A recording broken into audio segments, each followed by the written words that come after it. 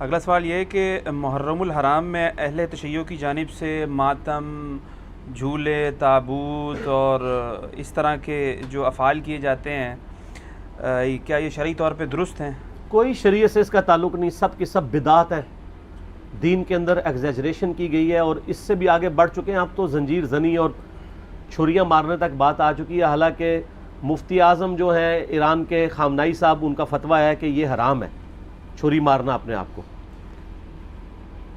لیکن آپ کو پتہ ہے انڈیا، پاکستان، بنگلہ دیش میں جو شیعہ ہیں، یہ تو شیعہ ہے ہی نہیں ہے، یہ تو ذاکرین کے فالورز ہیں، کوئی علمی شغف ان کا ہے نہیں ہے۔ انہوں نے رسومات کا نام جو ہے وہ اہل بیت اور مکتب اہل بیت اپنے آپ کو کہہ رہے ہیں۔ مولانا اسحاق صاحب رحمہ اللہ تعالی، جن کی بڑی ایکسپرٹیز تھی اس فیلڈ میں، انہوں نے باقاعدہ شیعہ کی فقہ کی کتابوں سے بتایا کہ ماتم کرنا حرام ہے۔ وہ آج کے علماء کی لکھی نہیں، پرانی ہے۔ یہ بدعات ہیں جو انہوں نے داخل کی ہیں، جیسا کہ کئی بدعات اہل سنت کے ہاں بھی داخل ہو گئی۔ یکم محرم کا جلوس بھی تو بدعت ہے نا۔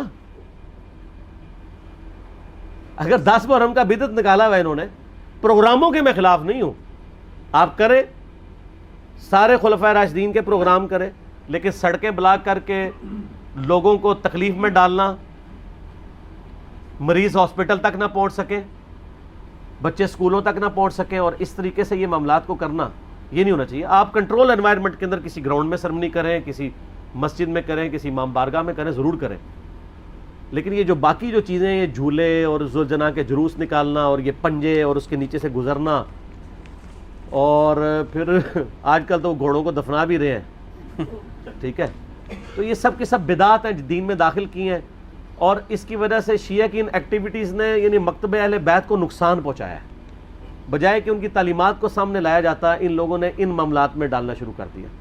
ماتم بھی بالکل حرام ہے۔ میں نے یوٹیوب پہ میرا کلپ آلموسٹ 20 لاکھ کے قریب لوگ دیکھ چکے ہیں، ماتم کے حق میں شیعہ کے 3 دلائل، میں نے اس کا جواب دیا ہے، اور اس میں جو ایک ٹاپ آف دا لسٹ یہ پیش کرتے ہیں، میں حصول برکت کے لیے عرض کر دیتا ہوں۔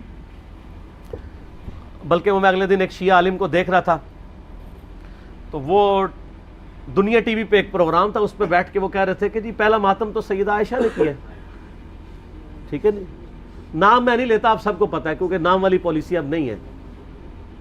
جہاں تک بات انہوں نے وہ اہل تشیع کے ماتم کی تو میں عرض کروں گا کہ اس طرح کے سوالات اچھے بھی ہیں اور اس کے نتیجے بھی بعض اوقات برے بھی نکلتے ہیں۔ تو حضرت عائشہ نے منہ پیٹا تھا نبی کے جنازے پہ، ماتم نہیں ہے تو کیا ہے؟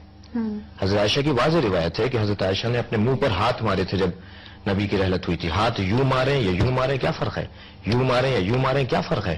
بدن کو مارنا پر اعتراض ہے نا، بدن کے یہاں مارنا جائز ہے، یہاں مارنا جائز نہیں ہے، تو یہ سوچنے کی بات ہے۔ تو حضرت عائشہ نے نبی مکرم کے جنازے پہ گریہ کیا، ماتم کیا۔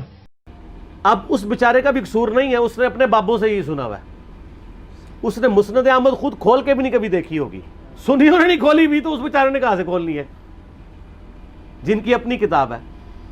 ہم نے بہت پہلے ریکارڈنگ کرا دی کہ مسند احمد میں آگے الفاظ ہیں، سیدہ عائشہ کہتی ہیں، اتنا حصہ تو بخاری مسلم میں بھی موجود ہے کہ نبی علیہ السلام کی وفات میری گود میں ہوئی۔ تو سر اس سے سیدہ عائشہ کی یہ فضیلت تو ثابت ہوئی کہ اللہ تعالیٰ نے اپنے محبوب صلی اللہ علیہ وسلم کو سیدہ عائشہ کی گود میں وفات دی، تو یہ فضیلت بھی تو ثابت ہو رہی ہے نا، تو یہ بھی فضیلت پھر مانے نا۔ جیسا کہ اہل حدیث جب وہ موضوع پہ مسح، جرابوں کے مسح کی بات شروع کرتے ہیں تو کہتے ہیں وہ تو بخاری مسلم میں پگڑی پہ مسح کی بھی حدیث ہے، تو ہم کہتے ہیں اس سے صرف پگڑی کا مسح نہیں، پگڑی بھی تو ثابت ہو رہی ہے نا، لال رومال لاؤ تو پگڑی پاؤ۔ تو شیعہ جب کہتے ہیں کہ سیدہ عائشہ کی گود میں نبی علیہ السلام کی وفات ہوئی، تو سیدہ عائشہ کی تو فضیلت ثابت ہو رہی ہے۔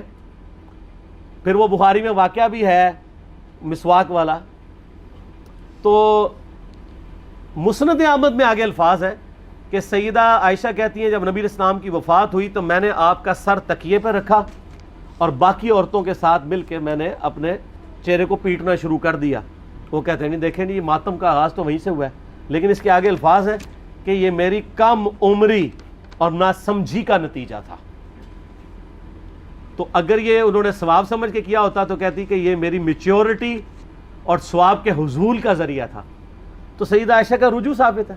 یہاں پہ بھی ایک دفعہ جن دنوں میں ہم مناظرے وغیرہ کر لیا کرتے تھے، یعنی آج سے 10 سال پہلے کی بات کروں، تو ایک شیعہ ذاکر آئے تو وہ بھی کتاب اٹھا کے اپنی لے آئے کہ جی یہ سیدہ عائشہ نے. میں نے کہا یار تمہیں بھی دھوکہ دیا کہ ہم مسند احمد کھول کے آپ کو دکھاتے ہیں, یہ تو ہمارے حق میں دلیل ہے.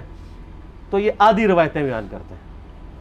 تو سیدہ عائشہ کا کوئی ماتم ثابت نہیں. دوسری دلیل یہ وہ قرآن پاک سے لیتے ہیں کہ جب فرشتوں نے آگے بشارت دی سیدنا ابراہیم کی جو پہلی بیوی تھی سارہ کہ ان کے ہاں بھی اب اولاد ہوگی, تو انہوں نے حیرانگی میں اپنا چہرہ پیٹا تھا.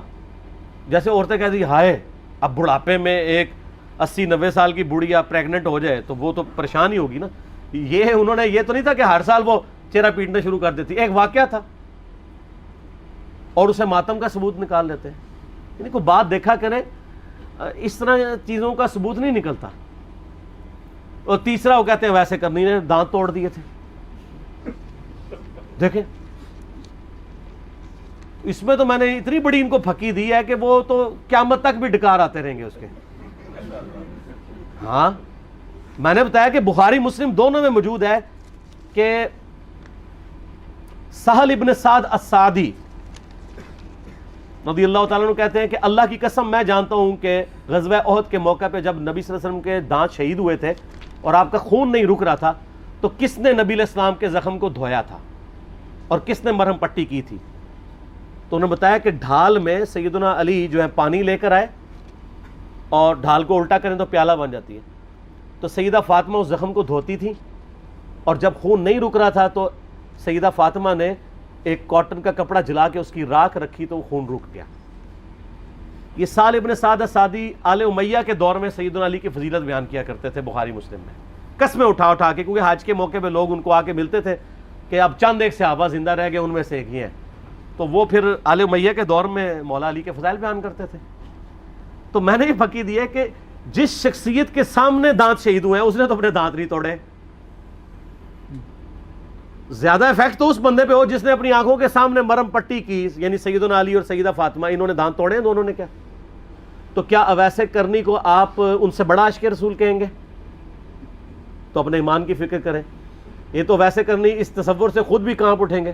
المستدرک حاکم میں موجود ہے کہ سیدنا ویسے کرنی رحمہ اللہ تعالی جنگ صفین کے موقع پر مولا علی کے پاس آئے, ان کے ہاتھوں پہ بیعت کی اور معاویہ بن ابی سفیان کے خلاف لڑتے ہوئے شہید ہوئے ہیں مولا علی کی طرف سے.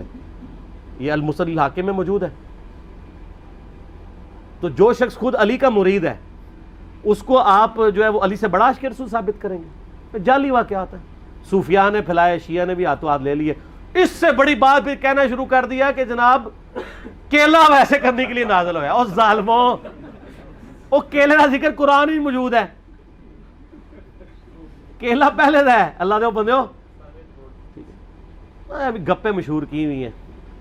اور لوگ آج کل وہ کہتے ہیں دانتوں میں درد ہو تو آپ ویسے کرنی کہ 2 نفل پڑھ لیں, یہ کر لیں. سر دانتوں میں درد ہو تو کسی ڈینٹسٹ کے پاس جائیں. ہو سکتا ہے اندر سے کوئی ہاڑ کھائی گئی ہو آپ کی, کوئی کیڑا لگ گیا ہو, کوئی صفائی کروائیں, کوئی اس کی آپ روٹ کنال کرنی ہو سکتا ہے اس کی کیپنگ ہو.